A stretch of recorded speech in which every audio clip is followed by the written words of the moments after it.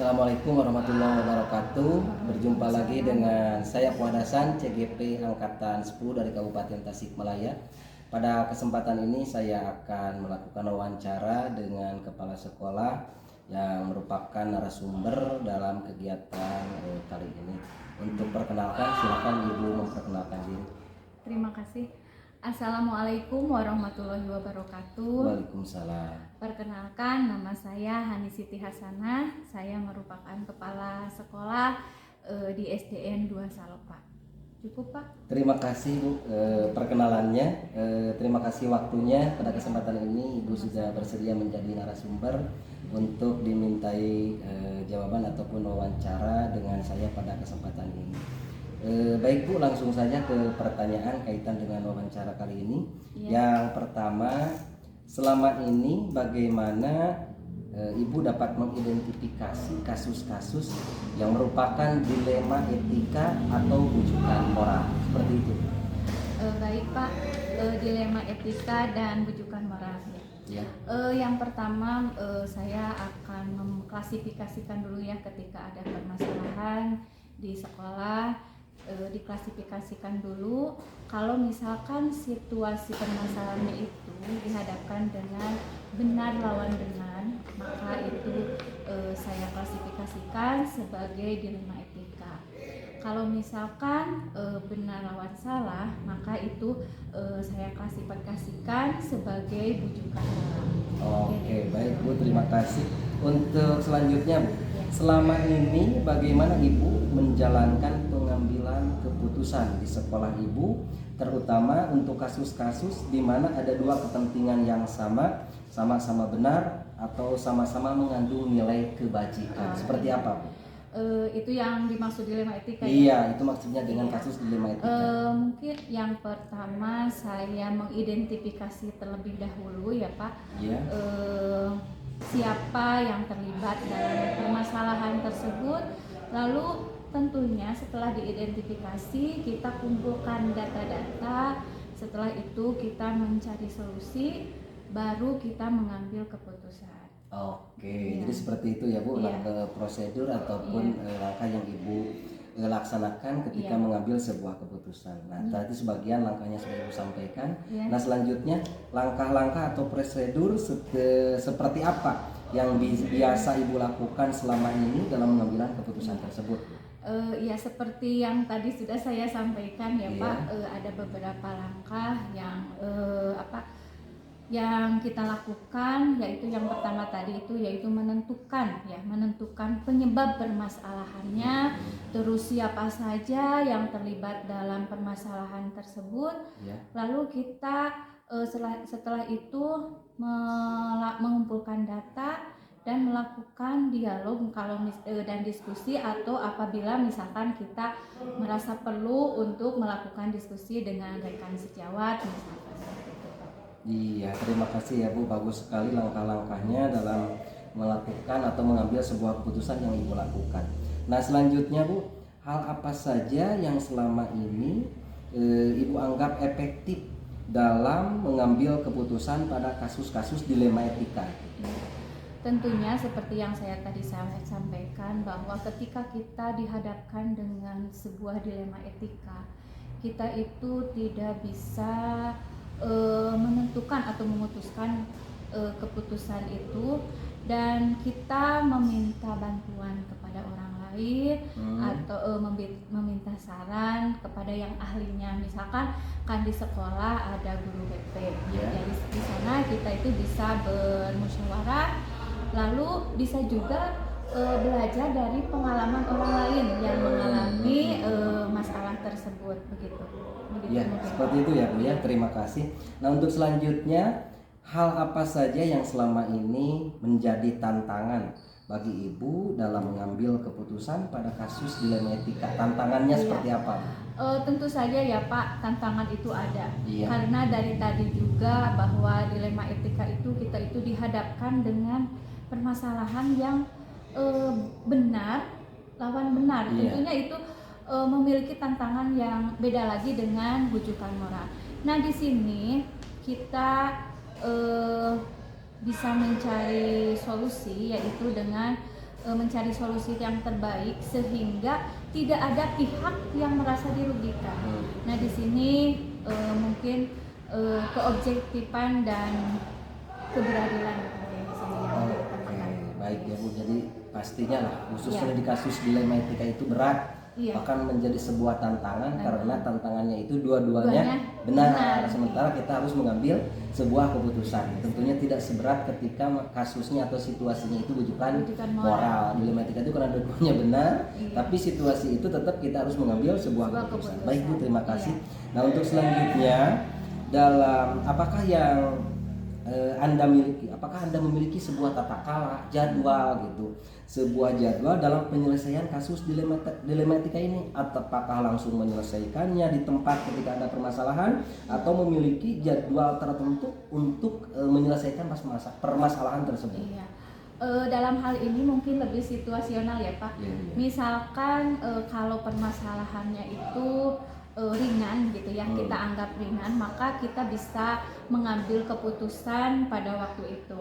Tapi misalkan kalau kita anggap bahwa permasalahan itu memang berat dan mungkin melibatkan orang yang bagaimana begitu ya, Iya. permasalahannya itu kita anggap berat, maka kita bisa diagendakan kembali atau kita bisa bermusyawarah dengan atasan kita, karena kita juga kan punya atasan ya. Kalau misalkan kita merasa belum bisa mengambil keputusan, misalkan kita lebih meminta bantuan kepada atasan kita gitu.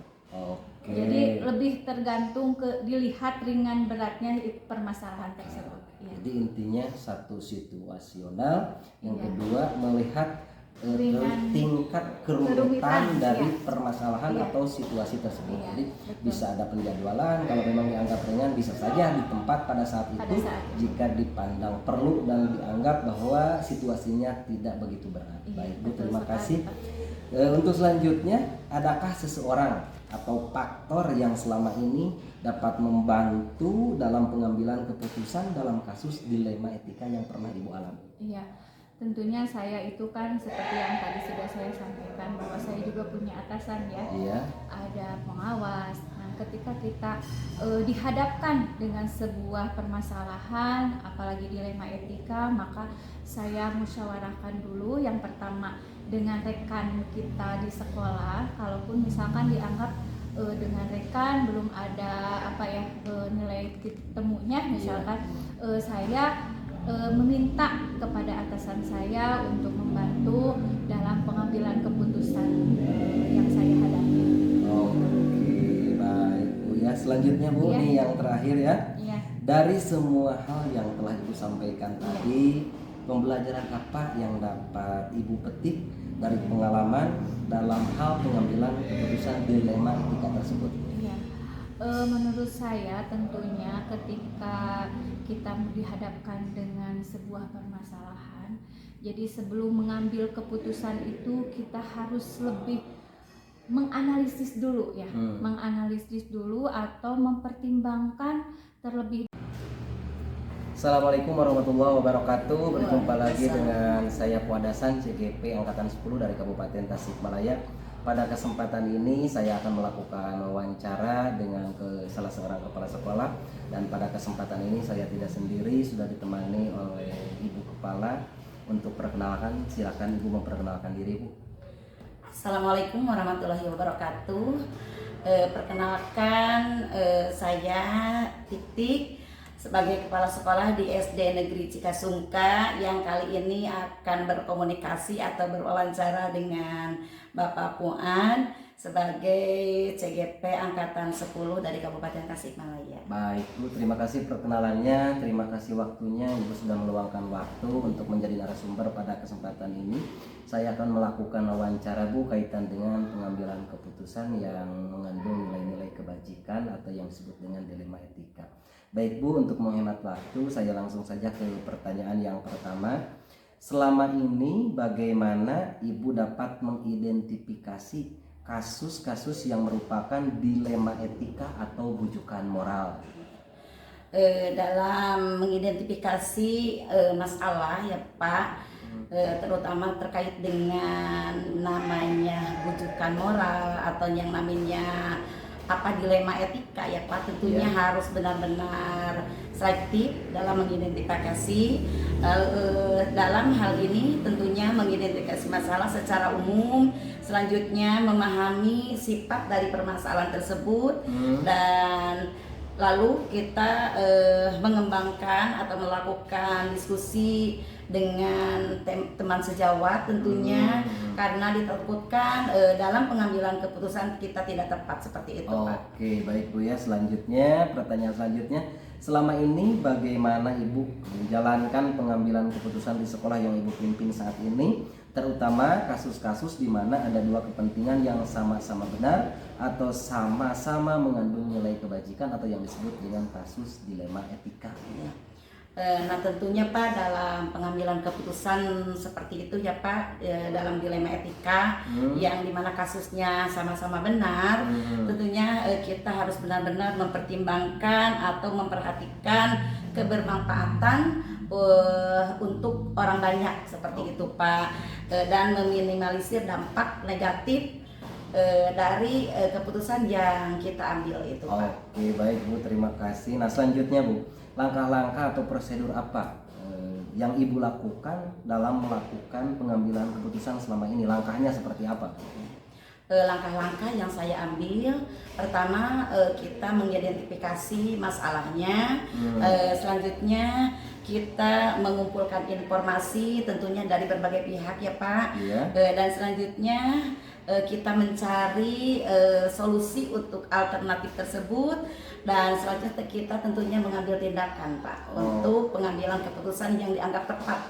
Oke, baik ya Bu, jadi seperti itu langkah-langkah yang Ibu lakukan dalam pengambilan keputusan yang mengandung nilai kebajikan atau dilema etika. Nah selanjutnya ya Bu, hal apa saja yang selama ini Ibu anggap efektif dalam mengambil sebuah keputusan pada kasus dilema etika? Yang saya anggap efektif Pak, saya mencari pengalaman Pak dari orang-orang senior yang dianggap senior oleh saya, bagaimana teknik atau cara pengambilan keputusan yang tepat seperti itu Pak.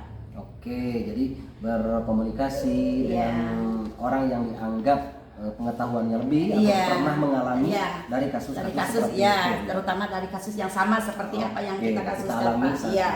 Oke, baik Bu, terima kasih, bagus sekali ya Bu. Yang selanjutnya, hal apa yang selama ini menjadi tantangannya apa bagi Ibu ketika mengambil sebuah keputusan yang mengandung nilai kebajikan atau kasus-kasus dilema etika? Tantangannya seperti apa? Tantangannya untuk mencari pengambilan keputusan itu, jika kita tidak tepat dalam pengambilan keputusan, dan apalagi sampai ada orang-orang atau pihak-pihak tertentu yang dirugikan, mungkin itu merupakan tantangan bagi saya untuk lebih efektif dalam mencari solusi yang tepat seperti itu Pak. Oke, jadi tantangannya seperti itu ya Bu.